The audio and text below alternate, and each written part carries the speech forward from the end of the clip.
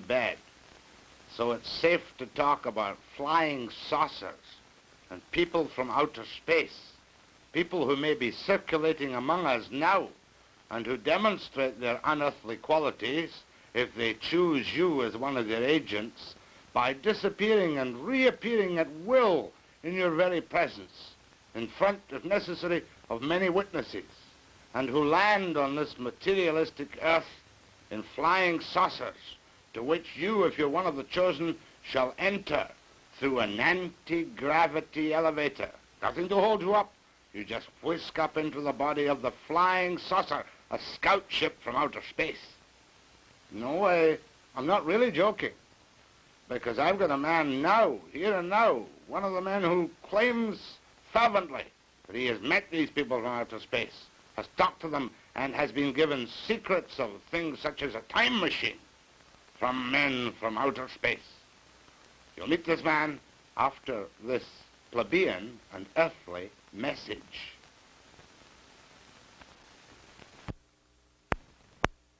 The man you're going to meet in a moment or two, George-Van-Tassel, from Giant Rock, California, is a most unlikely person to claim to have seen flying saucers and been in touch with people from outer space.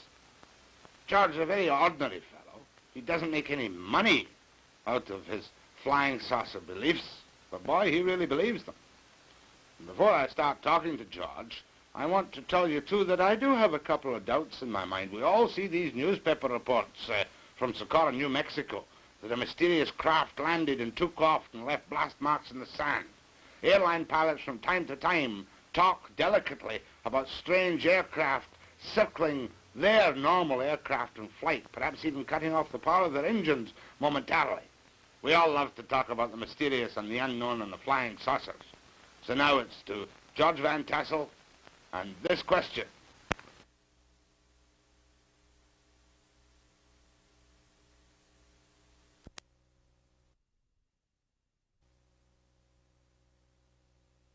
Time machine you're building down in California. Well, Jack, this was the result of a formula which was given to me by a man who landed a ship at my airport in 1953. And we put this formula under research, tested a number of experiments on a bench in a good electronics lab in Chicago, and we produced phenomenal results with evidence that we should do it on a larger scale in order to be able to do more with it. And this evolved out of something that started in 1953 into a 4-story high machine that we're working on down there today. Now, George, I don't care whether the machine is 4 stories high or 40 stories high or 4 inches high. When I say calmly and unexcitedly, a time machine, what does your formula tell you can do with a time machine? Well, Jack, our formula has no time factor, which electronic formula does have. And on the other hand, electronic science has only had 2 dimensions to work with, the electric pattern and the magnetic pattern perpendicular to it. And we discovered a 3rd zone, which we call a time zone, and we are working through this zone with an effort to orient the magnetic field to give us other results than our science can obtain at present. George, just double talk to me. A time machine means to me a little box that I can go into and go back 5,000 years or forward 10,000 years. Is that what your formula tells you can do? Well, Jack, this isn't a little box. This is a 4-story machine focusing fields that we can orient to produce this zone big enough for a man to get into. It isn't a box. But what happens to the man when he gets into the zone? Well, I'm all agog with curiosity. Jack, we've discovered this zone is subject to thought. Now, since time doesn't record events the way we do on calendars and clocks, you could only record an event by thinking of it. Now, theoretically, we believe we can take a videotape magnetic camera into the time zone and photograph Lincoln's Gettysburg Address or Caesar's armies marching or anything that's ever happened. All right, let me get this straight. In other words, you're telling me, like H.G. Wells imagined 50 years ago, that everything that happened in time is still there to be seen by the recreation electronically of a thought which exists. Jack, you know how you talk into a tape on a tape recorder and play the interruptions back, identical to the play that you made. The Earth's magnetic field is the same way. You can put interruptions into it and play them back out of it. An associate of ours in creating a magnetic coupler with this principle coupled in the Earth's magnetic field and played back TV shows from stations that aren't even in business anymore. You mean an experiment has been done to bring out of the air television programs which have been and gone? Been and gone. Now, where was this experiment conducted? It was conducted in Santa Monica by an associate of mine. Why hasn't this hit the headlines throughout the world? That's a time machine in action. If I can...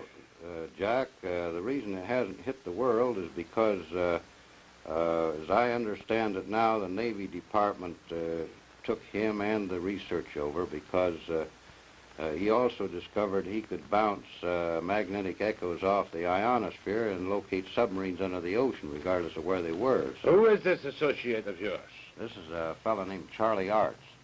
Charlie Arts? Yeah. And is he a free man walking around today? Well, he's free where he is in this super secret research he's conducting. Now, so therefore you tell me soberly in front of this television camera that things, old television programs have been recreated out of nothing. Played back with a picture and the sound just as good as the day they were broadcast. We've done this many times. Why didn't you bring one up with you? Well, this requires quite a piece of apparatus. This magnetic coupler works on around 50,000 volts, and it doesn't have any radio frequency connected with it. And actually, the television set which plays back the picture doesn't even have an antenna connected to it. George, you know as well as I do, and you've been on television 350 times, and I've known you. I met you once 7 years ago, and I kind of like you. But you know what the people out there are saying. They're saying this man's a nut. Well, Jack, you know, when Fulton was running his steamboat up the Hudson River, there were people still standing on the bank saying it couldn't be done. All right, let me take you further back, though. You have a time machine plan. You have done experiments which show you can bring the past to life. Where did this formula come from? I love that Scotch accent. Jack, the formula came from a ship that landed at my airport in 1953 on August the 24th, which had 4 people aboard it that came from another planet.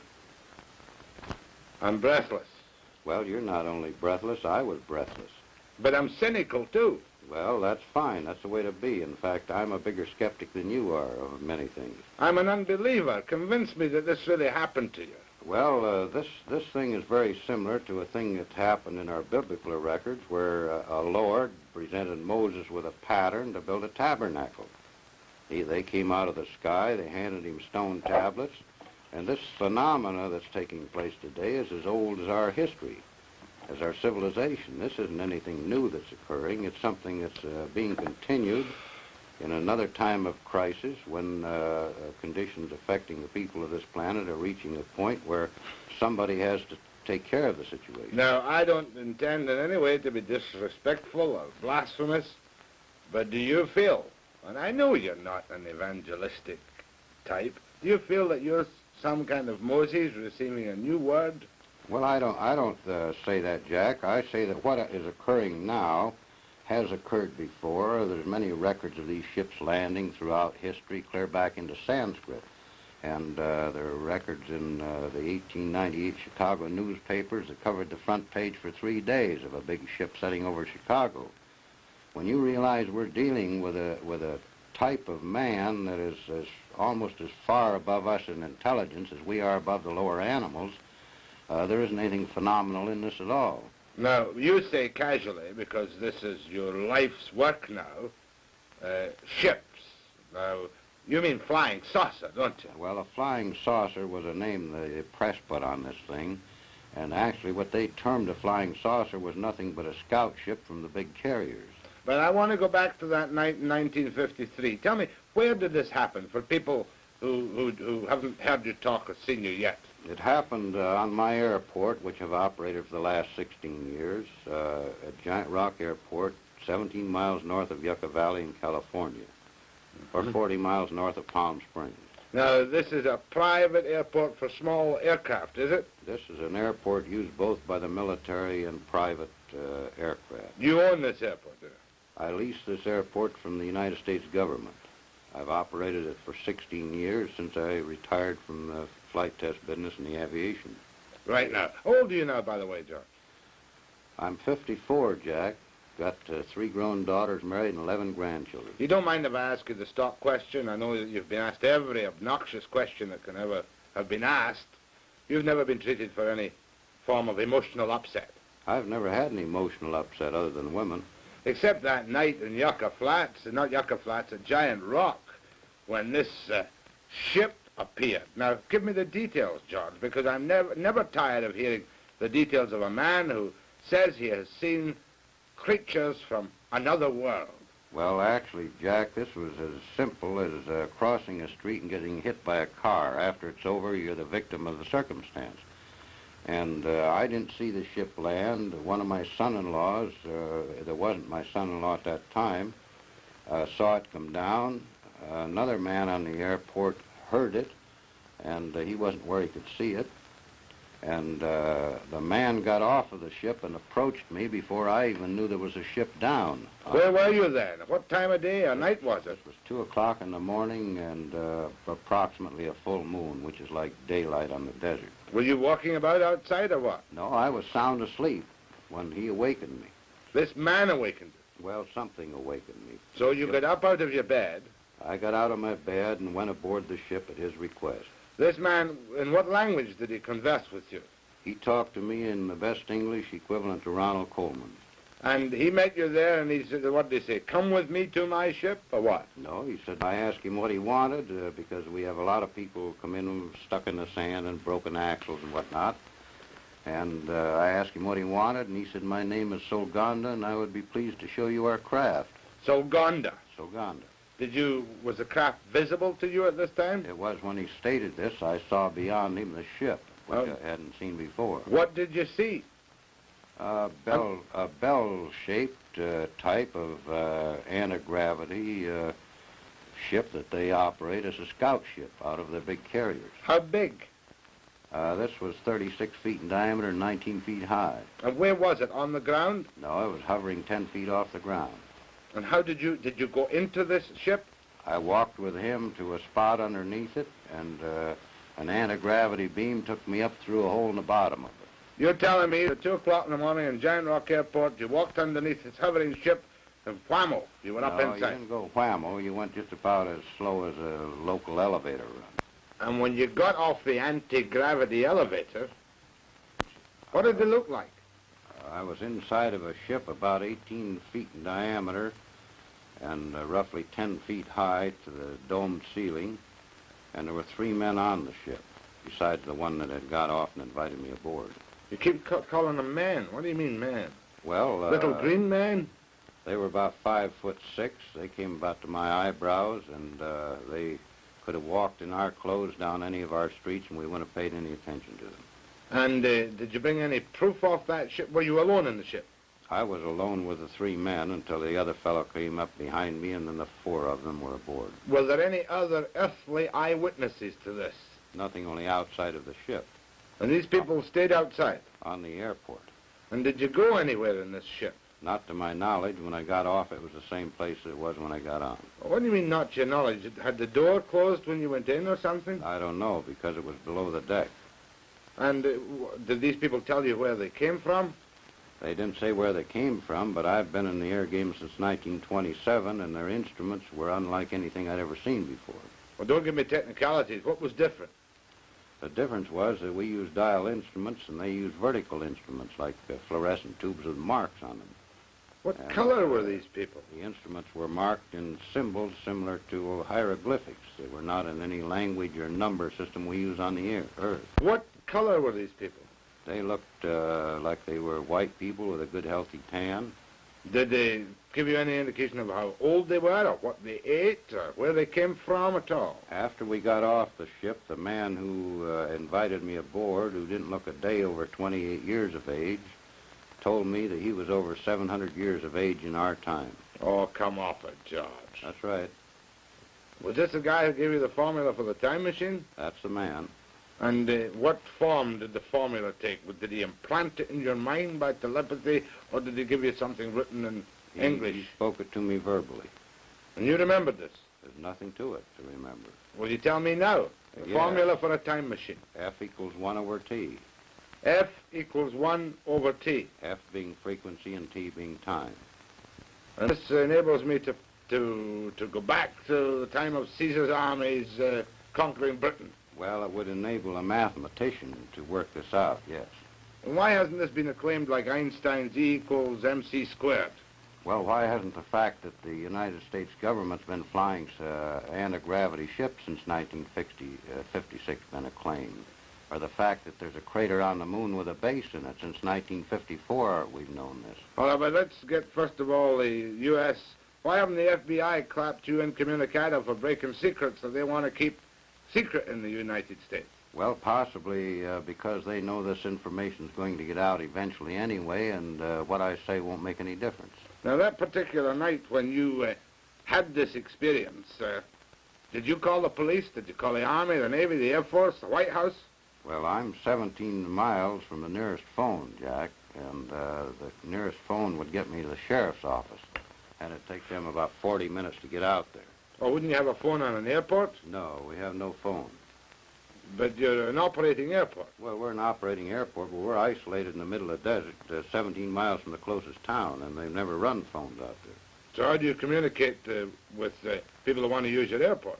They fly in or write and phone to the local town where my daughter lives, and she notifies us when she comes out. Now, you talked about a crater on the moon. Now, I thought all the moon stuff had been debunked and that nobody ever really knows what goes on the moon. What's this?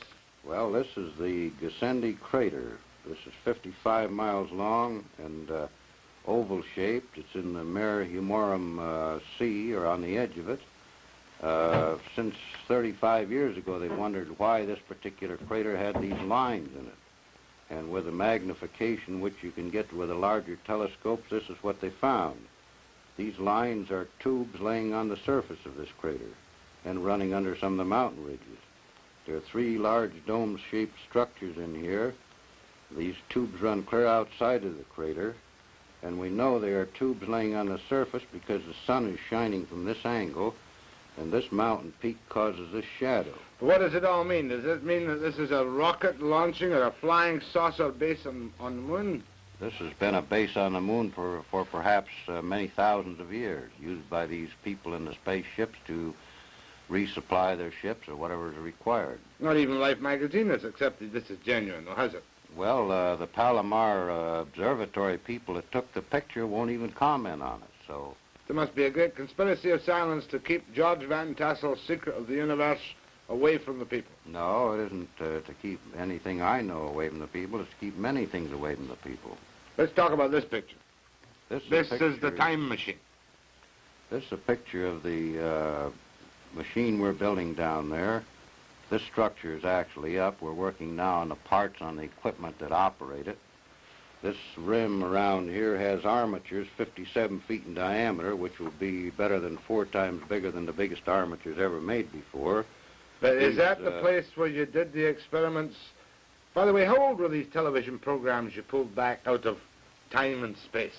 Well, the oldest one was 6 years back because television was 6 years old when this was done.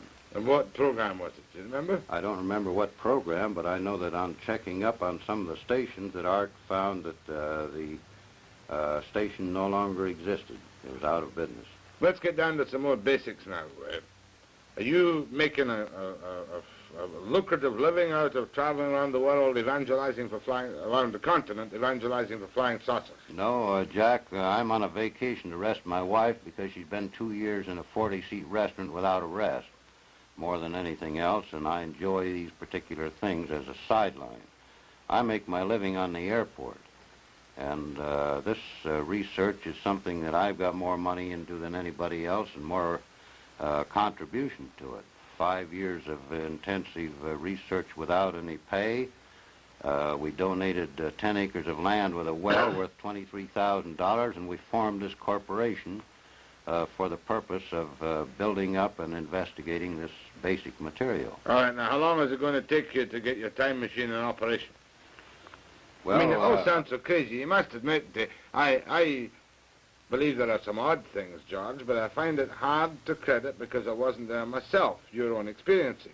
Well, it took them around 8 years to grind the mirror for the 200-inch telescope, and the first cyclotron was something like 11 years in the progress of building. But that cost millions, George. You haven't got millions, billions it cost. No, we don't have the overhead, the drafts from the engineers and people sitting around the payroll. All of our effort on this is voluntary by many people in technical fields that contribute their effort to the project. They all believe in flying saucers. They all believe in flying saucers. And you obviously believe totally in flying saucers. Yeah.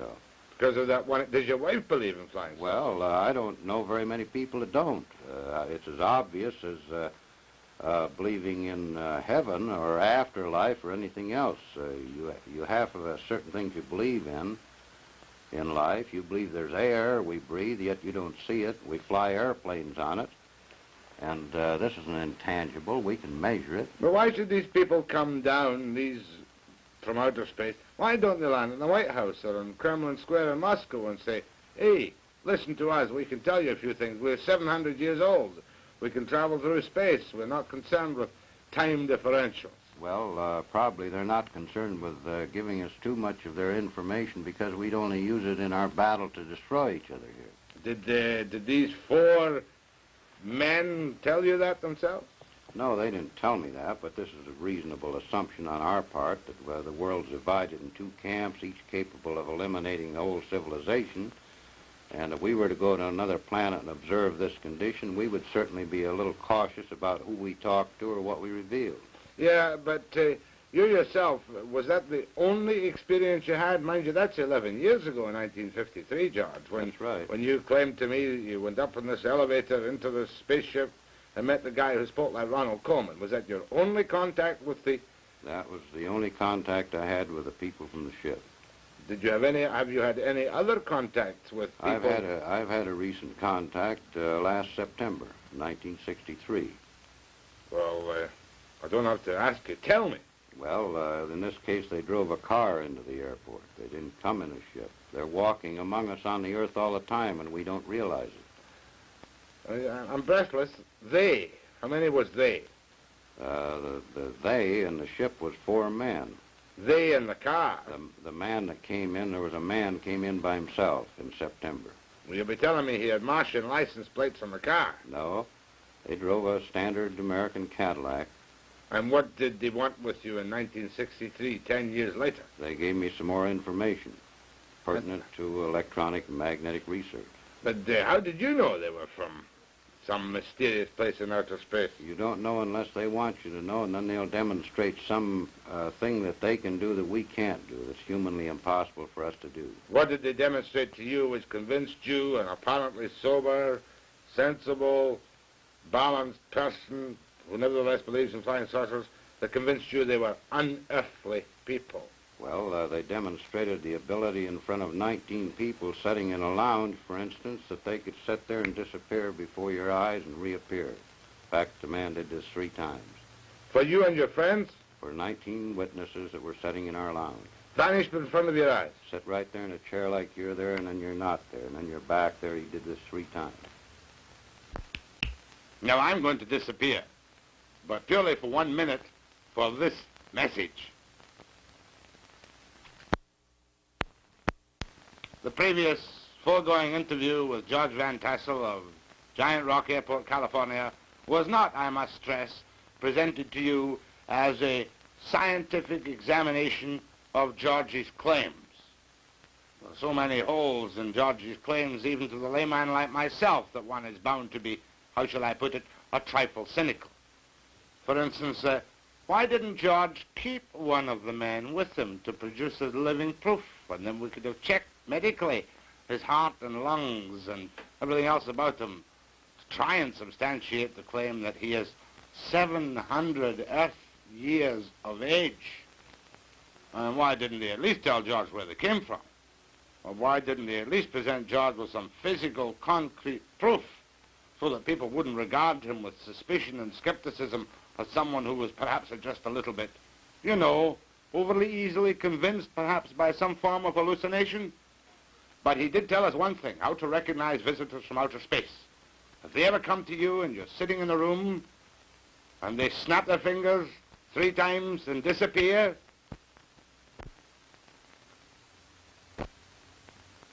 and when they reappear a few seconds later, then you'll know for sure that they are from outer space. Thank you and good night.